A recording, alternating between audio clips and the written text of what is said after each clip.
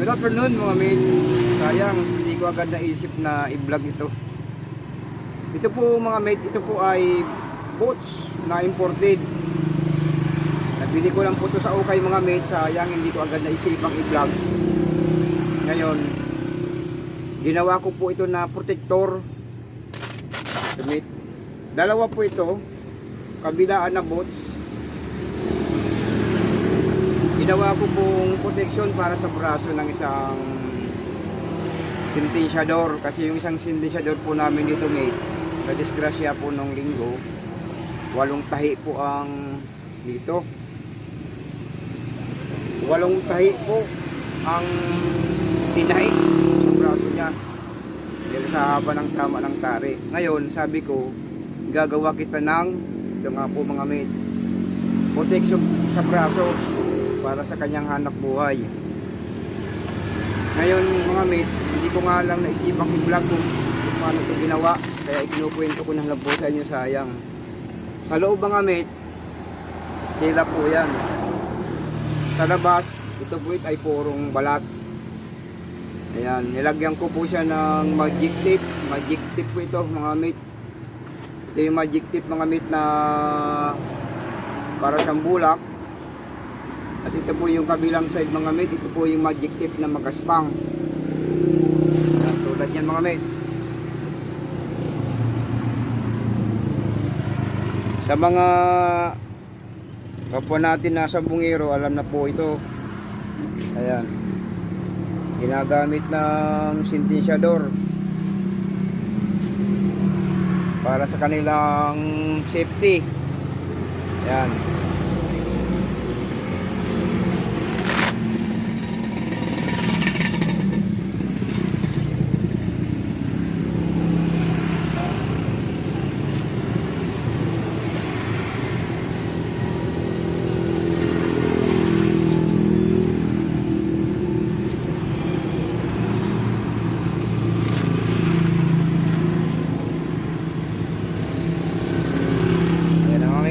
Protection.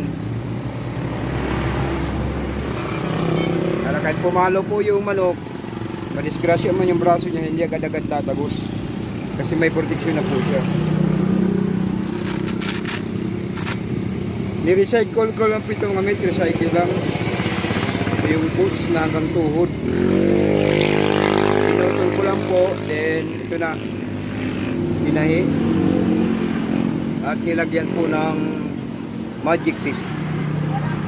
Ayun mga mate, yung tinatawag natin na leather boat, ito po yung ibang parts ng kanyang boats, yung boats, ibang parte. Ang manipis po ito, ito po ang magandang gamiting leather boat. Ito talagang tunay na leather boats. Ayan, marami po siya. Ayan, marami po yung mga kinat ko na. Yan, dami. Sayang, hindi ko agad naisip na i-vlog kung paano ko ito ginawa. Pero madali lang mga mate ito. Madali lang. Ayan.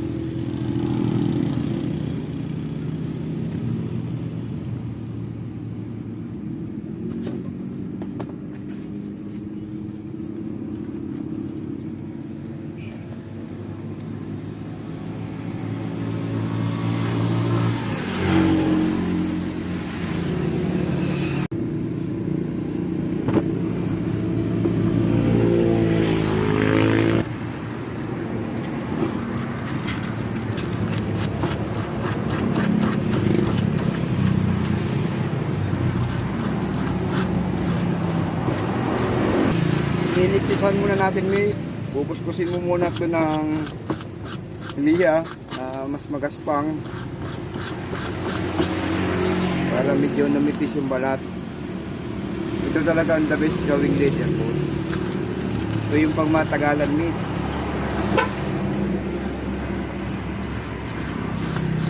Ayan.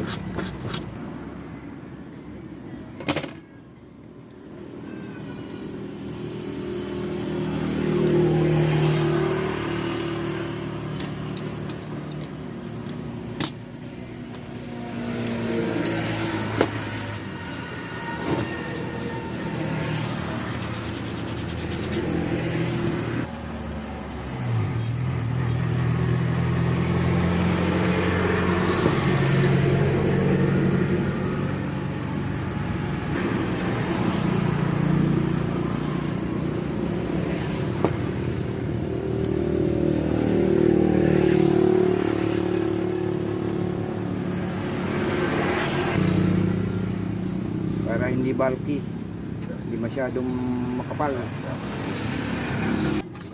Ayan, pumutol po ako ng kapiraso, mga isa't kalahating pulgada. Lagyan mo lang ng rugby mga meat.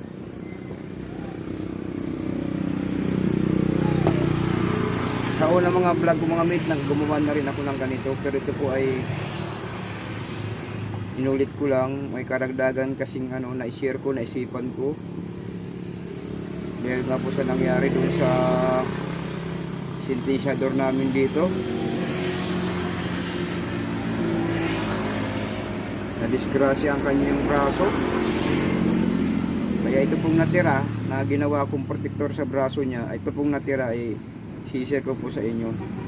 Gawing leader po, napakaganda po kasing gamitin ito pag matagalan talaga mga meat. Yung mga gumagawa rin ito meat, yung gusto nyong gumawa or gusto nyong magkaroon ng karagdagang extra income, pwede nyo pong gawin ito. Mas mahal nga lang po ang bintahan nito, hindi tulad po ng yung pang commercial na ginagawang yung tela. Pang commercial yun mga meat.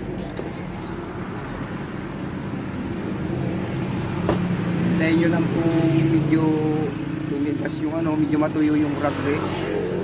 Sa kanya po ilagay, i-assemble.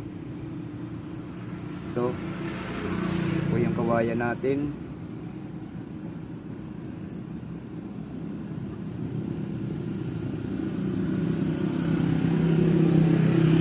Kailangan mga meat magandang pagkapwesto, yung talagang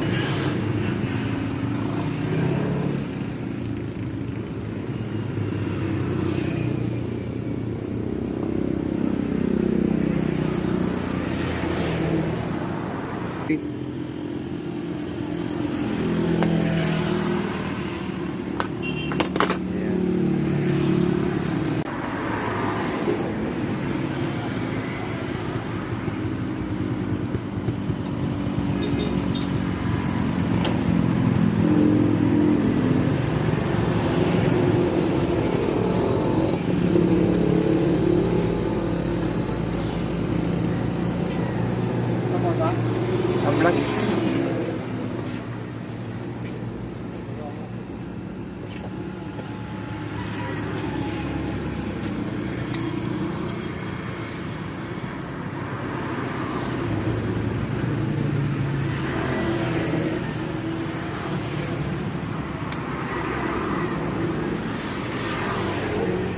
Kapag natuyo na meat, pwede nyo munang ikat. Hindi ka na magbawas at pwede mo nang gawin ang gusto mong design ng inyong leather boots sa dikit. Alas kasupat lang talaga oh.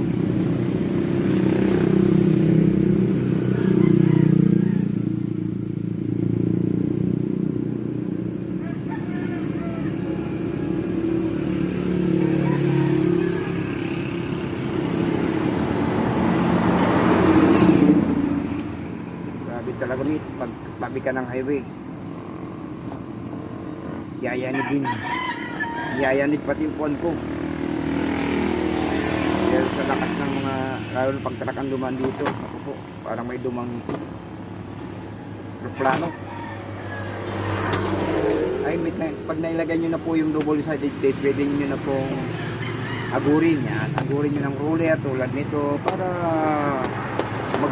kumapit ng gusto yung pagkit ng ating double sided tape before nyo lagyan ng butas mga mate. Kaya bubutasan na natin kasi pag hindi mo pala nilagyan ng papel mga mate,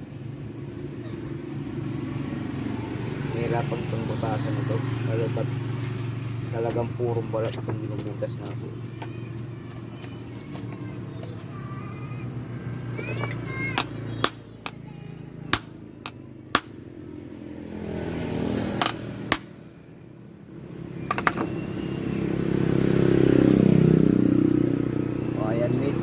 Butas na, ang ganda ng pagka ito na mga mate. Ayan, ngayon pwede nyo na pong lagyan ng design, pwede nyo likitan. Ayan, lilitan natin.